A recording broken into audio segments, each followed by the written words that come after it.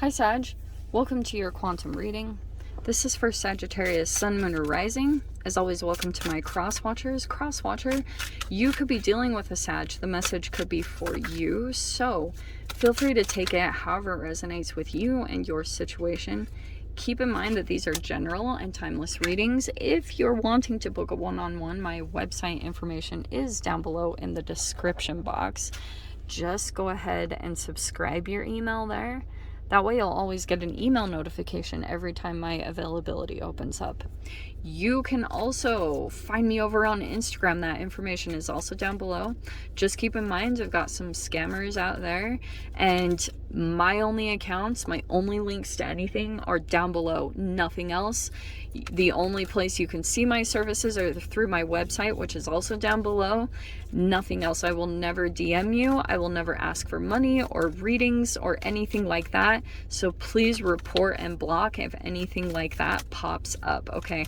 I've got a person over on Instagram that knows how to dodge people that or dodge Instagram when they get reported. They pretty much just take down all my information and go clear, so that when they get scanned after they've been reported, then nothing happens to them. So just keep that in mind. It's this is a very intelligent scammer, but whatevs, just watch your backs, especially during this Mercury retrograde, okay? And as always, thank you guys so much for liking, subscribing. Thanks for all the ways you've supported the channel. Let's dive in. Okay, so I love this energy for you. I'm actually getting so much from it. So you have the seed, and the thing that stood out for me the most, this is actually really exciting. It's full of potential, something that you're starting up that's new, and it's talking about that seeds can remain dormant for a really long time until there's the right environment and the conditions for it to grow. So this even could have been something that had started a long time ago, but it was never the right time, or certain things needed to transpire or take place, or you needed to be in the right position, maybe financially, or in some way something had to be lined up specifically for this to start to grow. And I'm seeing something is happening with that, which is pretty exciting. And the other thing that I was getting, which is kind of cool too. So yeah, a seed that sprouts too soon can fall prey to cold weather. So it's focus on yourself until you're sure that the frosts have passed. So, and I was getting a metaphorical thing about weeds. So you want to make sure whatever is going on in your life, something that you're generating that's new, I'm getting first off to acknowledge this part, because you have the Maiden of Cups, and I'm seeing this will be very exciting for you. I totally get it. You're really excited about this. This is a lot of creativity. This came in, you're just feeling this emotional rebirth, that something exciting is happening for you, and it could be very youthful. You have the opportunity to go towards something very exciting. It's the timing is finally lining up. And then you've got the Magician card, okay, which can be two aspects of this. And that's why I was picking up on the weed, because you've got trickery, self-doubt, deceptiveness, stagnant, and insecurities. And here's what's challenging about this with the whole law of attraction, mirroring, whatever you want to call it. This might be that this beginning phase, when you're in the maiden archetype, it can be that you're so youthful. It's you're an inner child again. Something about that might be coming up. And it's almost like a naivety or an innocence. And then for some reason, it always attracts this polar opposite of the Magician, someone who could be a trickster, okay? And that's why I was focusing just a tiny bit on the weed part, because it could be that, you need to just keep in mind when it comes to certain people, that I don't know what it is. It's I read about this in Women Who Run with the Wolves, that book. It's some type of a psychology, rite of passage that humans go through. A lot of it is women, I won't deny that, but it could be any human that's just, it could be male or female. When you're in this innocence, it's like there's an energy that comes in. It's almost like Pinocchio, to be totally honest. Wow, that is totally what this is like. It's like you will attract an energy kind of like in Pinocchio that's like very alluring. You know, it seems like, and there's a level of magic to this person's energy, like sleight of hand. They're very good with their words, silver tongue. Like, I know this is the negative aspect of it, but what it's helping you to do, here's the positive side of it. First off, just be conscious, because you might do or say something and you just have to be conscious of weeds. That what does a weed do? It steals energy. So it's possible that could attract, it's like that frequency could bring in this opposite to counteract you. But also what it will show you, any moment that you become stagnant, because when you have a seed, you have to do all these things to take care of it, right? You have to water it, you have to make sure it's in the right environment, the right temperature and everything. If you let this seed go, and it could be some like weird because you don't have a tangible seed, if this is like an idea, and if you let it draw out, if you don't continue to activate it every single day, at least a little bit, another energy will come in and reflect that stagnation. And that's what I'm getting with the Magician card. So it's talking about you right now pulling in a lot of different elements to get this thing to grow. And it's like, oh, a whole bunch of things, because the Magician works with everything, right? The tangible, fire, water, and air. So it's like all these things, you're going to be working with all of them. Thoughts will just start popping into reality, and you'll be working with whatever thoughts pop in. Okay, it's kind of cool, but tricky. Tricky what comes in from it.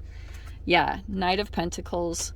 I feel like something about you is like, first off, I think that you can kind of sense that this is going to be a long growing project. You know, a slow and steady thing, but it's good. And that's what I was picking up on. There it is. Okay. So we have the Two of Pentacles. Okay, there's your energy overhead. Okay, Queen of Wands. That's good. Isn't it? It's kind of cool. I was talking about like all the different elements. So far you've got, there's the water. Technically Magician is Gemini, so you've got the air there. And then you've got your fire, Sag, and then the Knight of Pentacles. Are we in Sag? Yes. Yeah. I'm losing my mind. Okay, Two of Pentacles. Before you were, oh, this is what's going to be the trick of this. Because as you're growing, okay, get this, okay. This is kind of a backwards process. All right. So there you are. This is so appropriate. You have the Seven of Pentacles right there. There's the whole planting things. Isn't that so cool? So it's like something just generated. Something, there's fruit that produced from something that you've been working on. Okay. I feel like this is, it's going to take time to grow this. And it's going to be totally dependent on however much work and effort you put it into the every day. And that's the trick of the process, because there's another element that you have to deal with that's challenging. It's like you will be going through a juggling act. It's like you've got to manage a whole bunch of things, and it might at time, but it's like, have fun with it. You know, this Two of Pentacles, he's not tripping out and overwhelmed. He's kind of like, oh, okay, you know, this will be a challenge. Here's what's interesting. You've got the Seven of Swords and the Eight of Cups, because I'm seeing that you might deal with an energy here. Here's the Seven of Swords, which is like a deceptive energy or taking advantage or stealing something. That's why I was talking about the weed, because I can see here there might be something like you experience some form of deception from a particular person, or they steal something from you, and now you're walking away and you're walking towards something. Eight of Cups. Yeah, there might be a moment of like disappointment, but I think that you'll pick back up fairly quickly. Here's the Five of Pentacles though. Yeah, don't stay in this too long, Sag. I just have to say this because I can see here, Five of Pentacles. So you might go through some form of disappointment and have to just like accept a truth. Okay, Four of Swords right there.